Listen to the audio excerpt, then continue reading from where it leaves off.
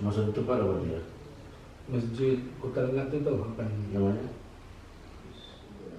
Masjid Amru.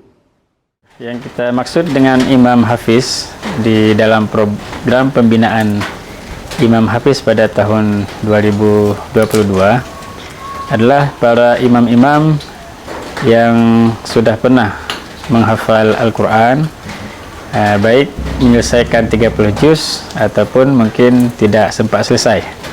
Tapi yang jelas yang bersangkutan sudah pernah bergelut dalam dunia hafalan Al-Quran yang akan mengimami para jemaah di masjid-masjid.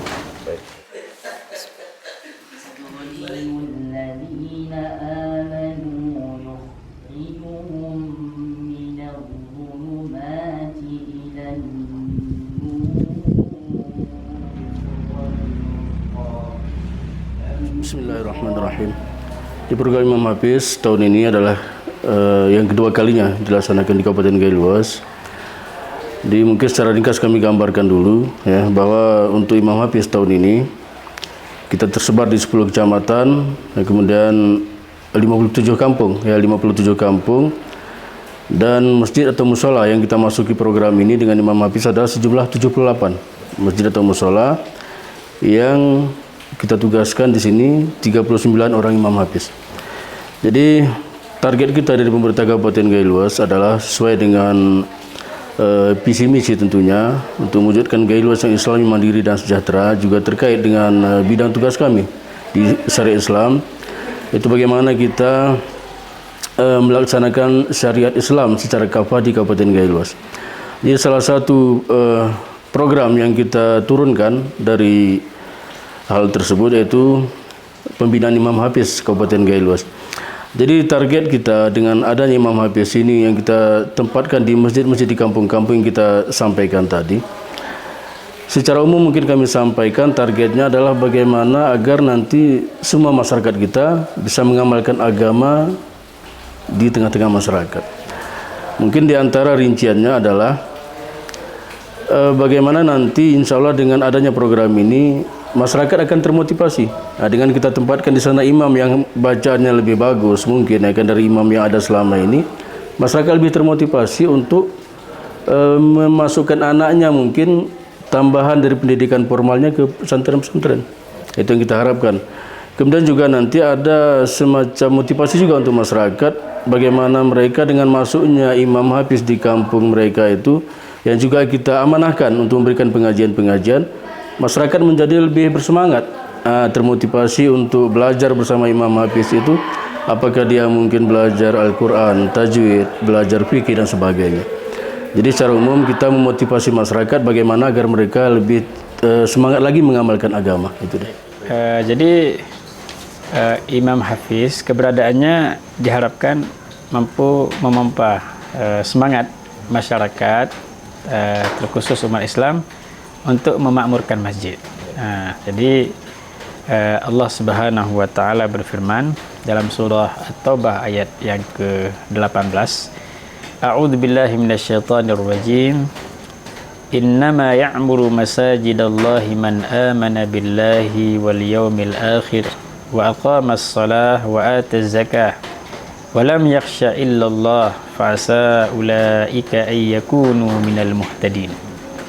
Sesungguhnya yang memakmurkan rumah Allah adalah orang-orang yang beriman pada Allah, beriman kepada hari akhir, mendirikan salat, menunaikan zakat, ya, dan mereka tidak takut kecuali kepada Allah Subhanahu wa taala. Mudah-mudahan mereka mendapat petunjuk dari Allah Subhanahu wa taala. Maka ayat ini menjadi dasar bahwa sebagai umat Islam kita harus menampakkan keimanan kita kepada Allah melalui memakmurkan rumah-rumahnya. Di sisi lain, Nabi Muhammad juga pernah menyebut dalam hadis riwayat Imam Muslim, an Abi Hurairah radhiyallahu anhu, dari sahabat Abu Hurairah radhiyallahu anhu, anin Nabi sallallahu alaihi wasallam qala, bahwa Nabi bersabda, ahabbul bilad ilallahi masajiduha wa abghadul bilad ilallahi aswaquha. Ya. Jadi tempat yang paling Allah cintai adalah masjid-masjidnya. Ya.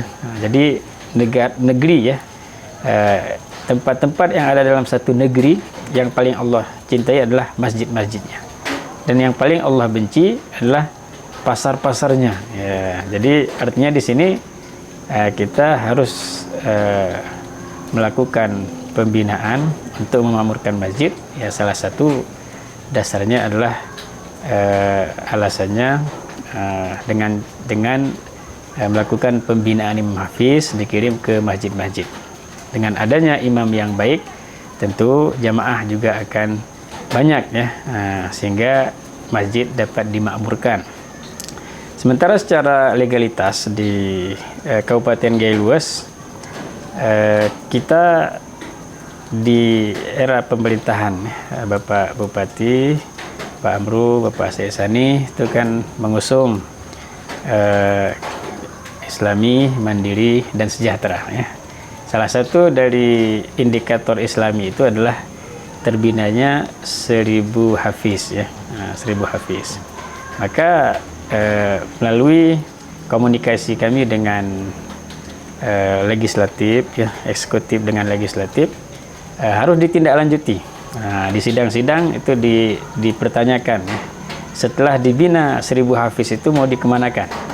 Maka program Imam Hafiz ini sebagai tindak lanjut dari pembinaan 1000 hafiz. Setelah mereka hafiz, kita terjunkan untuk menjadi imam di masyarakat. Dan ini ada beberapa ya, walaupun mungkin tidak semua.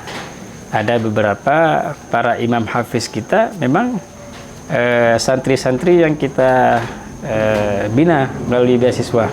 Mereka sudah menyelesaikan hafalannya di luar daerah, kembali ke sini menemui kami, dan kita sambut ya mereka, dan kita ajak untuk bergabung mensukseskan kegiatan program keislaman, diantaranya pembinaan imam hafiz.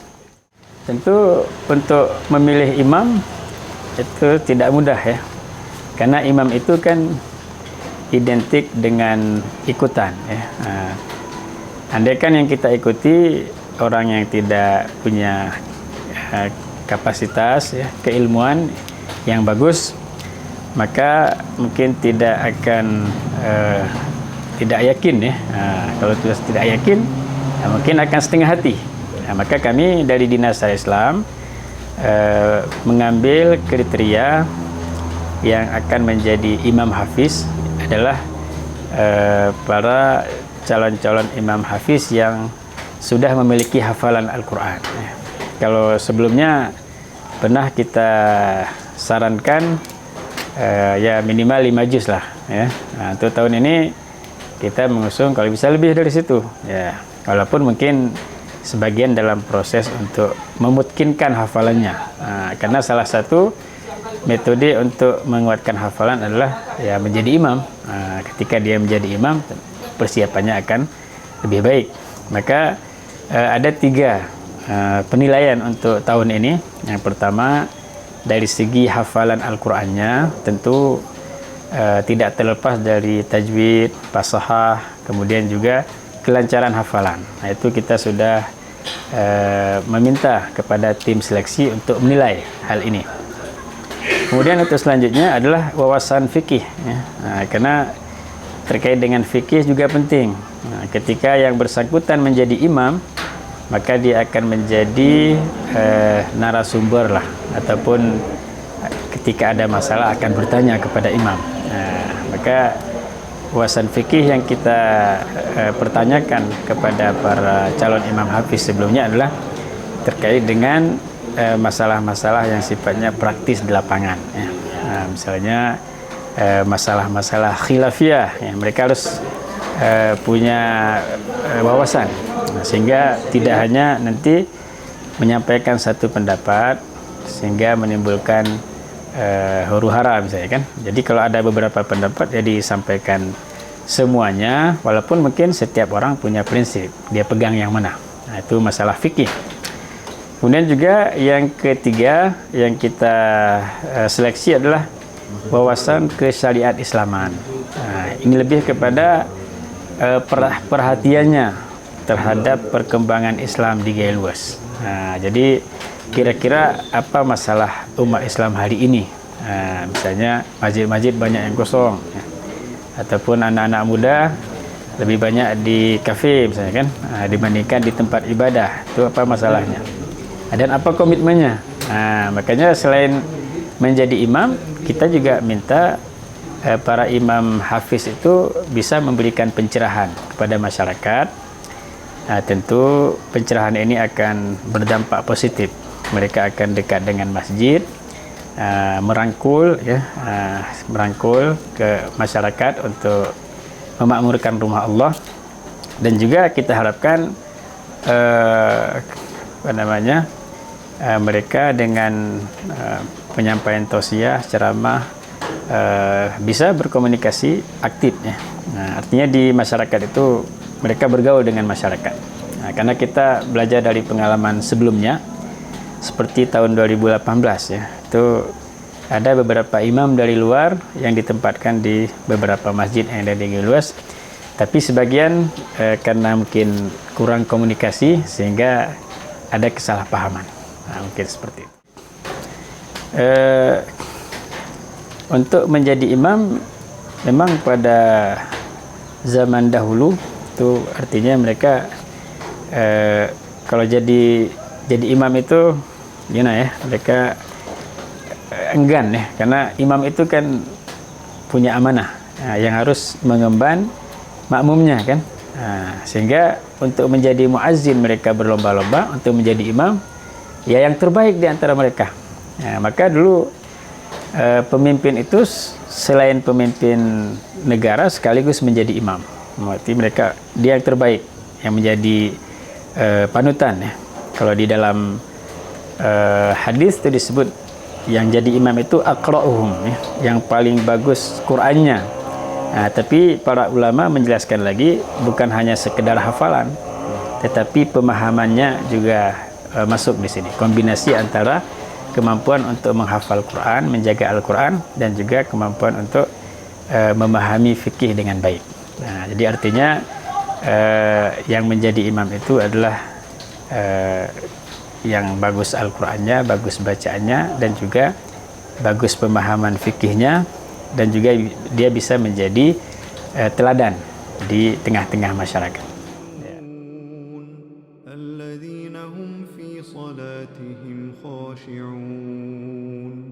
والذين هم عن اللغو معرضون والذين هم للزكاة فاعلون والذين هم لفروجهم حافظون إلا على أزواجهم أو ما ملكت أيمانهم فإنهم غير ملومين فمن ابتغى وراء ذلك فأولئك